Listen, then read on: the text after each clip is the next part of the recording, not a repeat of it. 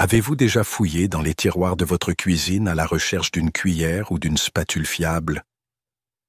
Juste pour ramasser un de ces ustensiles en plastique rigide de couleur foncée qui semblent être partout. Ils peuvent être un élément de base dans votre maison, ainsi que dans de nombreuses cuisines du monde entier. Pendant des années, on nous a dit qu'ils étaient excellents parce qu'ils ne rayaient pas nos poêles anti-adhésives, et ils le font généralement. Ils sont faciles à nettoyer. Mais que se passerait-il si je vous disais que ces ustensiles apparemment inoffensifs pourraient laisser échapper des substances nocives? Nocives pour votre alimentation, s'accumulant lentement dans votre corps au fil du temps. Aujourd'hui, je souhaite partager quelques informations cruciales à propos de ces ustensiles en plastique noir et expliquer pourquoi il serait peut-être temps de les jeter ou du moins être extrêmement. Soyez prudent quant à la façon dont vous les utilisez. Je recommanderais également une alternative plus sûre que de nombreux chefs et cuisiniers professionnels les propriétaires adoptent. Avant d'entrer dans les détails, j'aimerais que vous imaginiez une situation courante. Vous êtes préparé un bol de soupe réconfortant dans la cuisine. La soupe bout, la vapeur remplit la cuisine et le délicieux arôme fait grandir encore plus son appétit. Prenez la cuillère ou la louche en plastique noir pour remuer. Sans réfléchir à deux fois, vous laissez tomber votre cuillère dans la casserole pendant que la soupe bout. Le plastique entre en contact avec une chaleur intense pendant plusieurs minutes. Maintenant, de l'extérieur, tout semble bien. Ils ne fond pas et ne s'abîment pas immédiatement. Mais sous la surface, certains produits chimiques présents à l'intérieur de cet ustensile peuvent commencer à migrer dans vos aliments. Au fil du temps et avec une utilisation répétée, ces produits chimiques peuvent s'accumuler dans votre corps, ce qui peut entraîner des problèmes digestifs. Des problèmes de santé qui mettent des années à se manifester. C'est une pensée inquiétante, d'autant plus que beaucoup d'entre nous souffrent. J'utilise ces ustensiles depuis que nous avons commencé à cuisiner. Ils sont si populaires que nous ne posons souvent pas de questions. J'avais l'habitude d'avoir un ensemble complet, cuillère, spatule, écumoire, spatules à pâte, la plupart dans ce plastique noir typique. Parfois même, je laisserai une spatule posée sur une poêle chaude pour plus de commodité. Puis j'ai commencé à lire sur les produits chimiques impliqués dans la fabrication de ces ustensiles, ce qui m'a fait me demander, de telles expositions pourraient-elles vraiment être nocives? Petit, plus j'en apprenais, plus il m'apparaissait clairement que le risque était réel et soutenu par des études et des tests en laboratoire. Dans de nombreuses régions du monde, y compris en Espagne, la version noire de ces ustensiles est très courante, mais le même type général d'ustensiles en plastique peut venir dans des couleurs différentes ailleurs. La couleur elle-même n'est pas toujours le problème principal, mais ce qui est caché dans le matériau. Généralement, ces ustensiles peuvent contenir plusieurs groupes de produits chimiques qui présentent un risque potentiel. Pour la santé, bisphénol A, BPA, ou bisphénol S, BPS, phtalates, microplastiques, amines aromatiques et dioxines. Formaldéhyde, souvent associé au plastique mélaminé, et aux éthers diphényliques polybromés, PBDE, qui sont des retardateurs de flamme. Cela peut sembler une liste compliquée, alors décomposons pourquoi chacun de ces éléments est important et comment ils peuvent vous affecter. Tout d'abord, il y a le BPA, dont vous avez probablement entendu parler. Beaucoup de gens savent que certains plastiques contiennent l'étiquette sans BPA, et on nous a dit que c'était automatiquement plus sûr. Mais voici l'astuce. Si un produit est commercialisé comme étant sans BPA, mais il contient souvent encore du BPS, un produit chimique étroitement lié ou apparenté à la famille des bisphénols qui peut se comporter de manière très similaire au BPA dans le corps.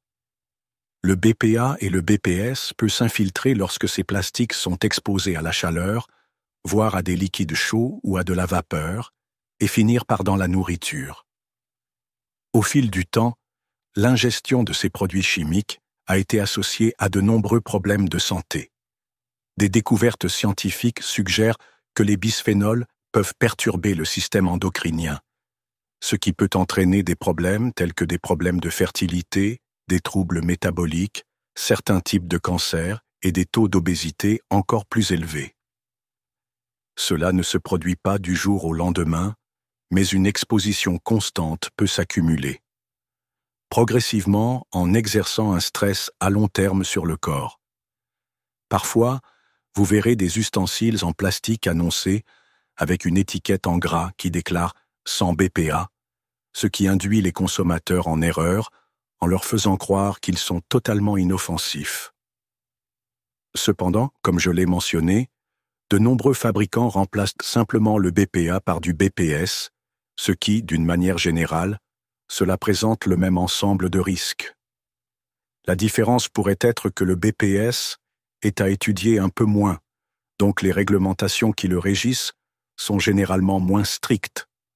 Cependant, un nombre croissant d'experts soupçonnent qu'il n'est pas plus sûr que le BPA.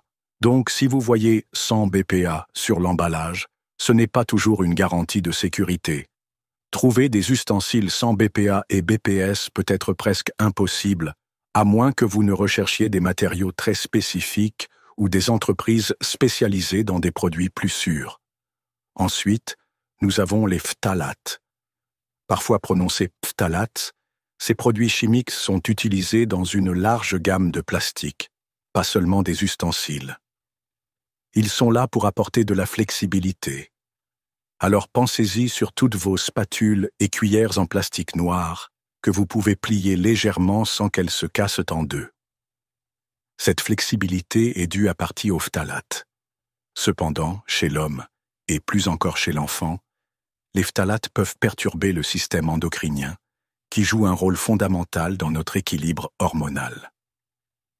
Les recherches suggèrent qu'il existe une relation entre l'exposition aux phtalates et des problèmes tels que l'obésité, le diabète, les problèmes reproductifs et neurologiques. Ce n'est pas quelque chose qui se remarque le jour où vous mangez un repas mélangé avec une spatule en plastique, mais de petites doses répétées au fil du temps peuvent s'accumuler. Ensuite, il y a le problème des microplastiques. Si vous avez déjà vu une spatule en plastique bien utilisée, vous remarquerez peut-être petites rayures ou bords usés. Chaque fois que vous grattez le fond d'une casserole ou que vous frottez cet ustensile avec un tampon à récurer, des particules microscopiques peuvent être libérées. Ces minuscules fragments peuvent être si petits qu'ils ne se dispersent jamais. Vous les voyez, mais ils peuvent pénétrer dans votre nourriture ou votre boisson. De nombreuses études documentent désormais la présence de microplastiques dans le corps humain, dans des échantillons de sang et même dans le placenta des femmes enceintes. Bien qu'ils fassent toujours l'objet d'une enquête tous les effets sur la santé, les premières études suggèrent que les microplastiques peuvent causer l'inflammation, perturber certains processus corporels et transporter d'autres contaminants chimiques directement dans nos systèmes. C'est une découverte troublante de réaliser que de simples rayures sur un ustensile pourraient devenir une voie directe pour les particules de plastique qui atteignent notre tube digestif. Les amines aromatiques et les dioxines constituent une autre préoccupation. En particulier dans les ustensiles de cuisine fabriqués avec plastique recyclé ou plastique en contenant. Vous pouvez rencontrer des marques faisant la publicité de leurs produits écologiques car ils utilisent des matériaux recyclés, ce qui à première vue cela semble être une excellente façon de réduire les déchets. Mais l'autre côté de la médaille est que les plastiques recyclés peut contenir des niveaux plus élevés d'amines aromatiques qui, avec la chaleur ou le contact avec les aliments, peut migrer. Ces composés ont été associés à plusieurs types de cancers et à d'autres effets à long terme. Santé. De même, les dioxines, bien qu'elles soient davantage évoquées dans le contexte de la pollution industrielle, Elles peuvent apparaître sur certains produits en plastique, notamment lorsque les plastiques sont soumis à des températures très élevées. Même si les quantités sont faibles, le facteur d'utilisation répétée en fait un motif valable d'inquiétude. Le formaldéhyde est une autre substance que vous n'associez peut-être pas aux ustensiles de cuisine, mais il apparaît fréquemment dans plastique à base de mélamine. Vous avez probablement déjà vu des ensembles d'assiettes ou de bols en mélamine. Parfois, ils sont utilisés pour le camping, les pique-niques ou dans les cuisines où la vaisselle incassable est préférée.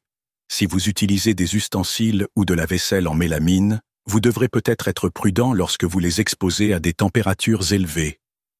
Le formaldéhyde, classé comme cancérigène humain connu, peut migrer dans les aliments lorsqu'ils sont chauffés. Produits en mélamine. Même si vous versez simplement de la soupe chaude dans un bol en mélamine, vous augmentez le risque de fuite d'une certaine quantité de formaldéhyde.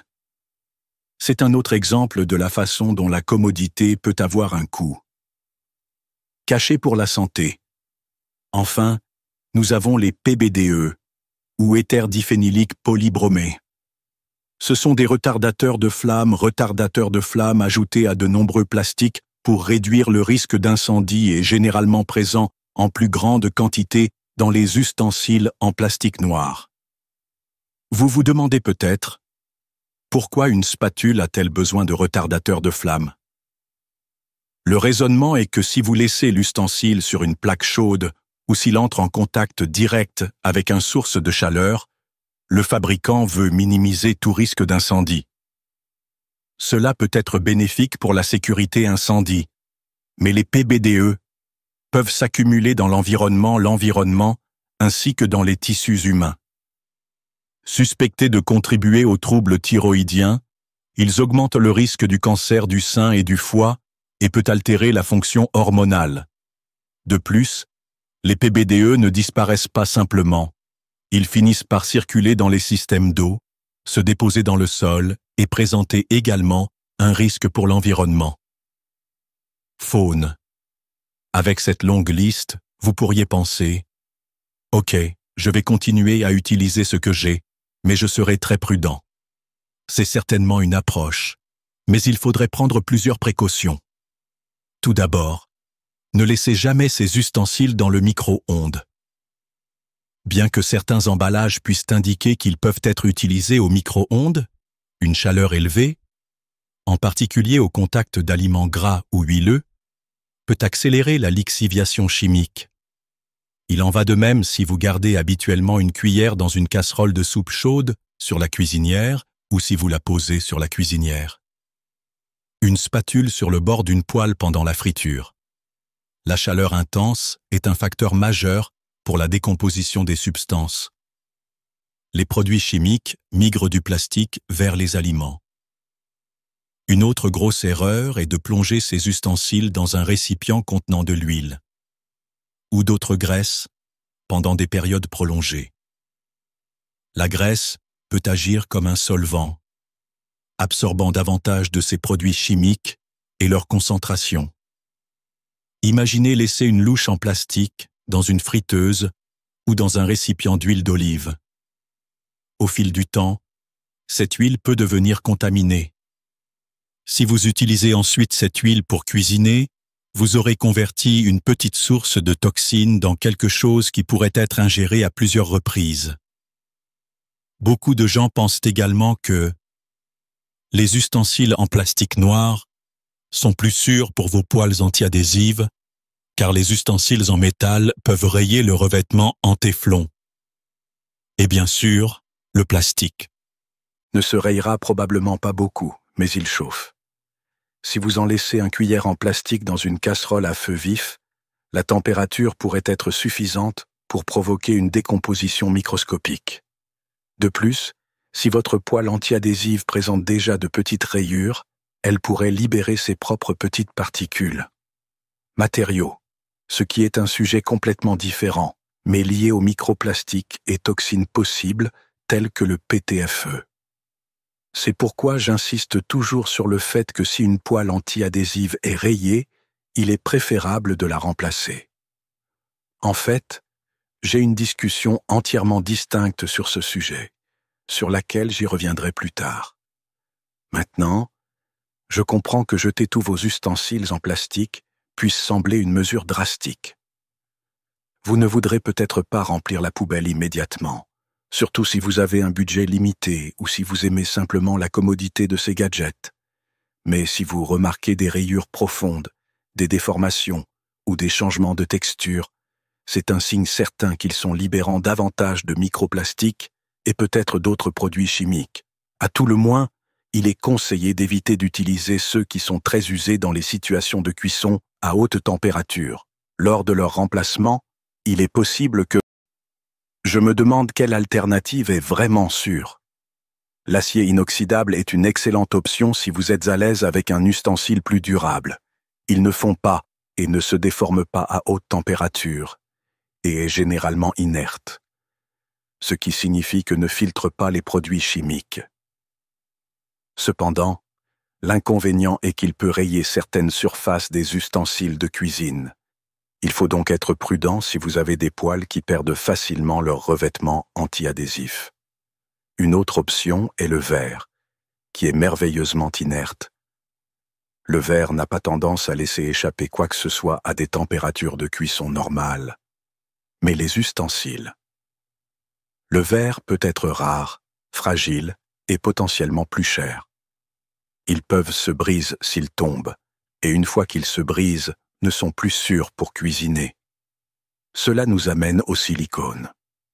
Ustensiles en silicone de qualité alimentaire ont gagné beaucoup de popularité ces dernières années, en partie parce que les chefs professionnels ont tendance à les préférer. Le silicone de haute qualité peut résister à une chaleur considérable. De nombreux types sont conçus pour résister à des températures élevées. D'environ 205 degrés Celsius, 400 degrés Fahrenheit, ou même plus, sans fondre ni se dégrader. Le silicone étant flexible, il ne rayera pas les casseroles et est beaucoup moins susceptible de contenir les types de produits chimiques problématiques que vous nous avez parlé. Cela étant dit, vous devez vous assurer que les ustensiles que vous achetez sont étiquetés comme étant en silicone de qualité, nourriture et proviennent d'une source fiable. Certains produits en silicone moins chers peuvent être frelatés avec des charges ou des plastiques de qualité inférieure, ce qui pourrait réintroduire les problèmes même que vous essayez d'éviter. Mais dans l'ensemble, les ustensiles en silicone bien fabriqués offrent une solide combinaison de sécurité et de praticité. Si vous regardez des émissions de cuisine ou des segments avec des chefs professionnels, vous remarquerez peut-être une tendance. De plus en plus, ils utilisent des spatules ou des cuillères en silicone aux couleurs vives. Bien que cela puisse être en partie dû à l'esthétique ou au parrainage de marque, le principal avantage est que le silicone ne réagit généralement pas chimiquement avec les aliments. Il ne s'écaille pas non plus, est facile à nettoyer et ne retient pas les odeurs fortes aussi facilement que certains plastiques. Si le coût est un problème, les ustensiles en silicone sont généralement proposés à un prix abordable, surtout par rapport aux autres, avec des modèles haut de gamme en acier inoxydable. Ils peuvent être un investissement rentable si vous souhaitez protéger à la fois votre santé et vos ustensiles de cuisine.